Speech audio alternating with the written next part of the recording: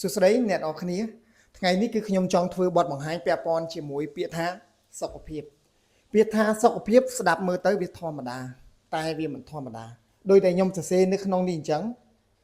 ពាក្យថាសុខភាពស្ដាប់ឮទៅធម្មតាតែវាមិនធម្មតានៅពេលដែលយើងបាត់បង់វានៅពេលដែលយើងដេកនៅលើខែពេទ្យយើងនឹងគិតថាសុខភាពគឺសំខាន់ហើយយើងក៏លែងទៀមទាចង់បានអីដែរគឺចង់បានឲ្យតែខ្លួនឯងហ្នឹងជាពីជំងឺទៅផ្ទះវិញជួបជុំជាមួយគ្រួសារអ្វីផ្សេងទៀតគឺយើងលែងចង់បានហ្នឹងអញ្ចឹងខ្ញុំក៏ថ្ងៃនេះខ្ញុំក៏ធ្វើបទបង្ហាញពាក់ព័ន្ធជាមួយនឹងសុខភាពខ្ញុំបែងចែកវាជាពីរទី1គឺមានសុខភាពទី2គឺគ្មានសុខភាពហើយសុខភាពនេះទទួលបានដោយការហាត់ប្រាណនិងរបបអាហារហើយវាមានខ្លះទៀតតែខ្ញុំបញ្ចូលតែធំទី1គឺជីមទី2គឺការញ៉ាំអញ្ចឹងមានសុខភាពបានត្រូវតែមានអាពីរហ្នឹងនេះបានធ្វើឲ្យយើងមានសុខភាពអញ្ចឹងគឺខ្ញុំនឹងបង្ហាញមួយជ្រុងពីមានសុខភាពអញ្ចឹងនៅពេលដែលយើងមានសុខភាពតែយើងទទួលបានអ្វីខ្លះអញ្ចឹងនៅពេលដែលយើងមានសុខភាពយើងក៏មានសុភមង្គលនៅក្នុងគ្រួសារនៅពេលដែលយើងមានសុខភាពយើងមានក្តីស្រឡាញ់ផ្ដល់ឲ្យនៅពេលដែលយើងមានសុខភាពសុភមង្គលគ្រួសារយើងក៏មានអញ្ចឹងនៅពេលដែលយើងមានសុខភាពយើងមានទ្រព្យសម្បត្តិអាចយើងចាយទ្រព្យយើងបានទៀតដែលយើងប្រឹងរកមកនៅពេលដែលយើងមានសុខភាពយើងក្មេងជាងវ័យអានឹងបូករួមជាមួយនឹងការហាត់ប្រាណនិងការញ៉ាំឯណាអញ្ចឹងនៅពេលដែលយើងមានសុខភាពការគេងរបស់យើងក៏គេងលក់ស្រួល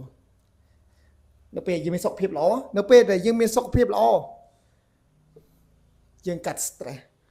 នៅពេលដែលយើងមានសុខភាពល្អអារម្មណ៍យើងក៏ល្អអត់ឆេះឆាវអត់ឆាប់ខឹងអត់ឆាប់មួម៉ៅអត់តានតឹងយើងធ្វើការងារក៏កាន់តែល្អនៅពេលដែលយើងមានសុខភាពល្អរាងកាយយើងក៏រឹងមាំត្រូវអត់បើយើងអត់មានសុខភាពល្អរាងកាយយើងមិនទ្រុឌទ្រោមទន់ជ្រាយចឹងអ្នកមានសុខភាពល្អគឺគាត់រឹងមាំណាស់ចឹងនៅពេលដែលយើងមានសុខភាពល្អរាងយើងក៏ស្អាតសង្ហាទាំងមនុស្សស្អីគឺស្រស់ស្អាតត្រូវអត់អ្នកដែលមានសុខភាពល្អតែបូករួមផ្សំជាមួយនឹងការហាត់ប្រាណនិងការញ៉ាំនេះអញ្ចឹងនៅពេលដែលយើងមានសុខភាពល្អតែយើងទទួលបានអ្វីទៀតអាយុយើងក៏អាយុវែងរស់នៅបានយូរមានអាយុវែងនឹងនេះគ្រាន់តែជាជ្រុងមួយដែលមានសុខភាពគឺខ្ញុំធ្វើបទបង្ហាញពីជ្រុងសម្រាប់ចែកដល់អ្នកទាំងអស់គ្នាដើម្បីឲ្យយល់ពីសុខភាពច្បាស់នៅពេលដែលយើងមានសុខភាពល្អតែយើងទទួលបានអ្វីឥឡូវជ្រុងទី2នៅពេលដែលយើងគ្មានសុខភាពវិញតើយើងនឹងបាត់បង់អ្វីខ្លះអូខេអញ្ចឹងនៅពេលដែលយើងអត់ហាត់ប្រាណអត់បដូររបបអាហារយើងគិតថាវាអត់សំខាន់តែវាសំខាន់ខ្លាំងណាស់សម្រាប់ជីវិតយើងអត់ជីមយើងអត់ផ្លាស់ប្ដូររបបអាហារអ្វីដែលយើងបាត់បង់ដោយសារតែយើងគ្មានសុខភាពទី1ទ្រព្យសម្បត្តិក៏ចាយអត់បានប្រឹងរកមួយជីវិតហើយ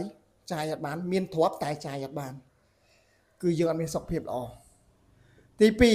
2សុភមង្គលនៅពេលដែលយើងគ្មានសុខភាពល្អតើសុភមង្គលយើងមានទេតើយើងមានកម្លាំងផ្ដល់សុភមង្គលឲ្យគ្រួសារគឺអត់មានទេទី3គឺការនៅក្មេងតែយើងក្មេងជាងមុនទេនៅពេលដែលយើងសុខភាពល្អទ្រុឌទ្រោមឲ្យចាស់ជ្រាយអញ្ចឹងអ្វីដែលយើងបាត់បង់ទី4ការគេងលេងសិលលក់ហើយគិតពីជំងឺ stress ផងអីផងបាក់ចិត្តផងចុះសោយផងទី5 stress កាន់តែ stress ខ្លាំងហ្មងមនុស្សយើងរស់នៅគឺប្រឈមមុខជាមួយនឹងការ stress សិនតែគ្រប់គ្នាតែខ្ញុំក៏ដូចគ្នាដែរដោយសារតែយើងអត់មានហាត់ប្រាណនិងផ្លាស់ប្ដូររបបអាហារទី5អារម្មណ៍លែងសូវល្អដូចមុនហើយឆាប់ឆេះឆាវខឹងច្រឡោតសុខភាពណាទី7រាងកាយក៏លែងរឹងមាំទន់ជ្រាយមិនលះរហូតមិនខ្លាំងឆ្អឹងក៏ចោះសោយទៀតកំហាប់ឆ្អឹងទន់ជ្រាយចោះសោយទី8ស្អាតសង្ហាស្រស់ស្អាតមែនលែងហើយបាត់បង់អស់ហើយកុំសង្ឃឹមថាយើងមានចង់ក្រោយអាយុវែងអត់ទេឆាប់ទៅណាអញ្ចឹងនៅពេលដែលយើងបាត់បង់សុខភាពអ្វីដែលយើង បាត់បង់នៅក្នុងនឹងទាំងអស់ហើយក៏មានចំណុចផ្សេងទៀតនៅក្នុងនឹងតែខ្ញុំអត់ដាក់វាអស់តែអ្វីដែលខ្ញុំអាចដាក់បានគឺខ្ញុំដាក់នៅក្នុងក្តារខៀននេះអញ្ចឹងនៅពេលដែលមើលឃើញពាក្យថាសុខភាពនេះតើនៅពេលដែលយើងបាត់បង់វាហើយនៅពេលដែលយើងមានវាតើវាជាទ្រព្យសម្បត្តិបែបណាខ្ញុំហ៊ាននិយាយថាវាគឺជាទ្រព្យសម្បត្តិទី1ដែលអ្វីផ្សេងទៀតគឺនៅពីក្រោយវាលេខ0វាលេខ1លេខ0ទ្រព្យសម្បត្តិលេខ0មួយទៀតសុភមង្គលលេខ0មួយទៀតទំនាក់ទំនងលេខ0មួយទៀតអីគេអ្នកទាំងអស់គ្នាអាចសរសេរបានហើយអញ្ចឹងមើលលេខ1នៅពេលដែលថែមលេខ0ចុងក្រោយតើវាចំនួនប៉ុន្មាន